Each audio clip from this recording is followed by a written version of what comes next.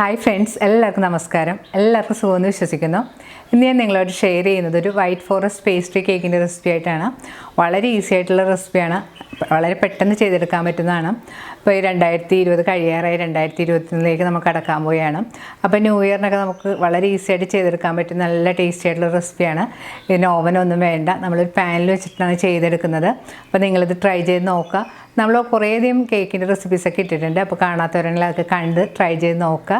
Try ചെയ്ത് നോക്കിയിട്ട് എന്തായാലും നിങ്ങളുടെ അഭിപ്രായം കമൻറ്റ് ബോക്സിൽ മറക്കരുത്. നിങ്ങളുടെ ഫ്രണ്ട്സായിട്ടൊക്കെ ഷെയർ ചെയ്യുക. അപ്പോൾ നമുക്ക് ഈ കേക്ക് ഉണ്ടാക്കാൻ തുടങ്ങാം.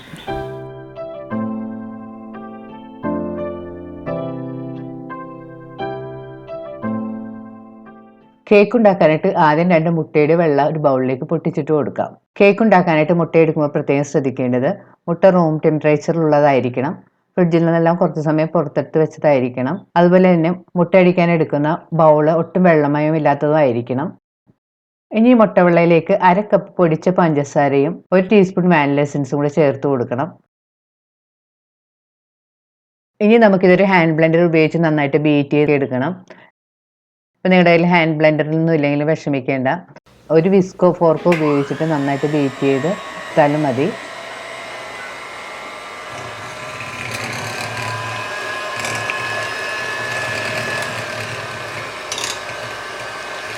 മുട്ടവെള്ളയും പഞ്ചസാരയും കൂടെ അടിച്ചിട്ടുണ്ട്. ഇനി ഇതിലേക്ക് മാറ്റി വെച്ചിരിക്കുന്ന 2 മുട്ടയുടെ മഞ്ഞയും കൂടെ ചേർത്ത് വീണ്ടും നന്നായിട്ട് മിക്സ് ചെയ്തെടുക്കണം.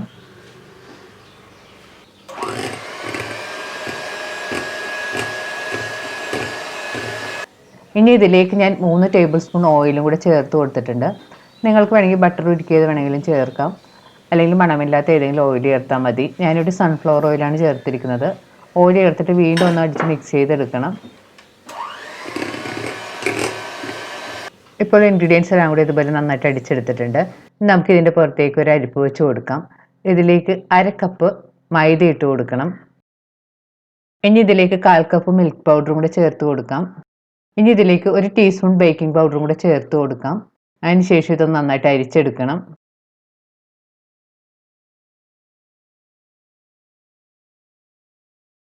ഇനി ഇതൊരു സ്പാറ്റിൽ ഉപയോഗിച്ച് പതുക്കെ ഒന്ന് ഫോൾഡ് ചെയ്തെടുക്കണം.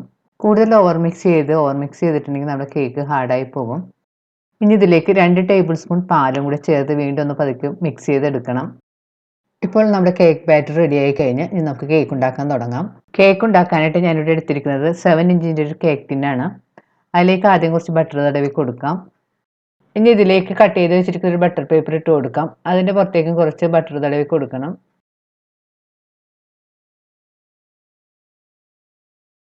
ഇനി ഇതിലേക്ക് റെഡിയാക്കി വെച്ചിരിക്കുന്ന കേക്ക് ബാറ്റർ ഒഴിച്ചു കൊടുക്കാം. ഇനി കേക്കിന് താഴേക്ക് തട്ടി ടാപ്പ് ചെയ്ത് കൊടുക്കണം.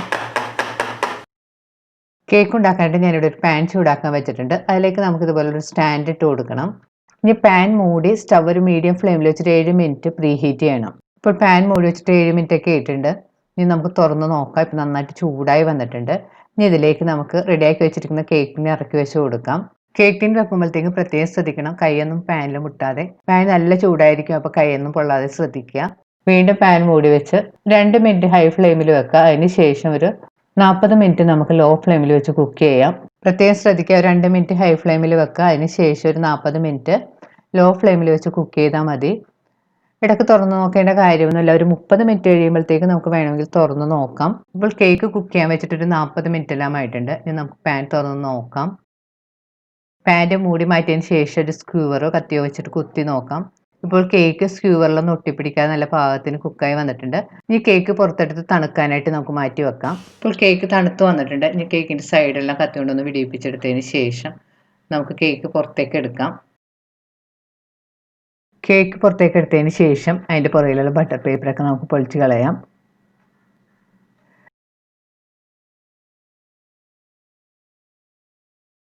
കേക്ക് നല്ലതുപോലെ തണുത്തതിന് ശേഷം ഇതുപോലെ 2 കഷ്ണങ്ങളായിട്ട് മുറിച്ചെടുക്കണം. ഷുഗർ സിറപ്പ് ഉണ്ടാക്കാനായിട്ട് ഒരു ബൗളിലേക്ക് 2 ടേബിൾ സ്പൂൺ പഞ്ചസാര ഇട്ട് കൊടുക്കാം. ഇനി ഇതിലേക്ക് 1/2 കപ്പ് ചൂടുവെള്ളം കൂടെ ഒഴിച്ച് കൊടുക്കാം. അതിന് ശേഷം നന്നായിട്ട് മിക്സ് ചെയ്തെടുക്കണം. ഇനി ഒരു ബൗളിലേക്ക് 1 കപ്പ് വിപ്പിംഗ് ക്രീം ഇട്ട് കൊടുക്കാം. ഇനി ഒരു ഹാൻഡ് ബ്ലെൻഡർ ഉപയോഗിച്ച് നന്നായിട്ട് അടിച്ച് സ്റ്റിഫാക്കി എടുക്കണം. വിപ്പിംഗ് ക്രീം ഈ കാണുന്ന പോലെ അടിച്ച് നല്ല സ്റ്റിഫായിട്ട് വന്നിട്ടുണ്ട്. ഈ സമയത്ത് ഞാൻ ഇതിലേക്ക് 3 ടേബിൾ സ്പൂൺ പഞ്ചസാര പൊടിച്ചതും കൂടെ ചേർത്ത് കൊടുക്കുന്നുണ്ട്. ഇതിലേക്ക് 1 ടീസ്പൂൺ വാനില എസൻസും കൂടെ ചേർത്ത് കൊടുക്കണം. വീണ്ടും ഇതൊന്ന് ബീറ്റ് ചെയ്ത് മിക്സ് ചെയ്തെടുക്കണം. ഇപ്പോൾ നമ്മുടെ കേക്കിന് ആവശ്യമായ വിപ്പിംഗ് ക്രീം അടിച്ച് നല്ല പാകപ്പെടുത്തി എടുത്തിട്ടുണ്ട്. ഇനി ഒരു കേക്ക് ബോർഡിൻ്റെ പുറത്തേക്ക് കുറച്ച് വിപ്പിംഗ് ക്രീം പുരട്ടി കൊടുക്കാം. ഇനി ഇതിൻ്റെ മുകളിലേക്ക് റെഡിയാക്കി വെച്ചിരിക്കുന്ന കേക്കിൻ്റെ ഒരു പീസ് വെച്ച് കൊടുക്കണം. ഇനി ഇതിൻ്റെ മുകളിലേക്ക് കുറച്ച് ഷുഗർ സിറപ്പ് ഇട്ട് കൊടുക്കണം. പേസ്റ്റ് നല്ല സോഫ്റ്റ് ആയിട്ടിരിക്കണമെങ്കിൽ ഷുഗർ സിറപ്പ് നന്നായിട്ട് തേച്ച് കൊടുക്കണം. എന്നാൽ മാത്രമേ നമ്മൾ ബേക്കറിയിലേക്ക് കിട്ടുന്നത് പോലെ നല്ല സോഫ്റ്റും ജ്യൂസി ആയിട്ട് ഇരിക്കുകയുള്ളൂ. ഇതിൻ്റെ മുകളിലേക്ക് പൈപ്പിംഗ് ബാഗിലാക്കി വെച്ചിരിക്കുന്ന വിപ്പിംഗ് ക്രീം ഇതുപോലെ ഇട്ട് കൊടുക്കാം. പൈപ്പിംഗ് ബാഗൊന്നും ഇല്ലെങ്കിലും കുഴപ്പമില്ല, ഒരു സ്പാറ്റില കൊണ്ട് നമുക്ക് ഇതുപോലെ പുരട്ടി കൊടുത്താലും മതിയാവും. ഇനി ഇതൊന്ന് നന്നായിട്ട് സ്പ്രെഡ് ചെയ്ത് ഒന്ന് ലെവൽ ചെയ്തെടുക്കണം.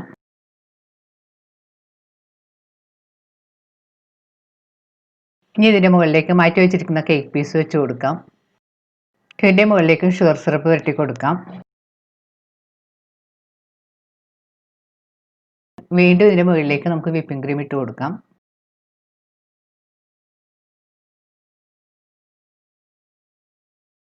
ഇനി ഇത് നന്നായിട്ട് സ്പ്രെഡ് ചെയ്ത് നല്ല നീറ്റായിട്ടൊന്ന് ലെവൽ ചെയ്തെടുക്കാം. കേക്കിൻ്റെ സൈഡിലും ആവശ്യമുള്ള സ്ഥലങ്ങളിലെല്ലാം വിപ്പിംഗ് ക്രീം ഇട്ടൊന്ന് നന്നായിട്ട് ലെവൽ ചെയ്തെടുക്കണം.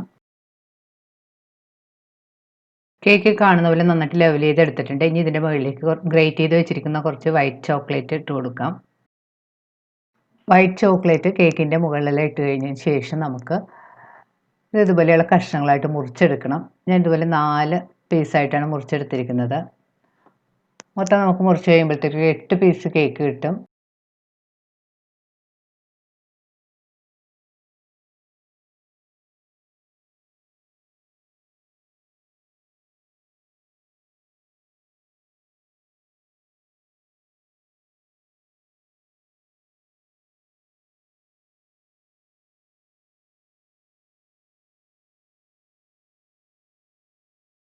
നമുക്ക് ഈ കേക്ക് നമ്മുടെ ഇഷ്ടത്തിനനുസരിച്ചൊക്കെ ഡെക്കറേറ്റ് ചെയ്യാം.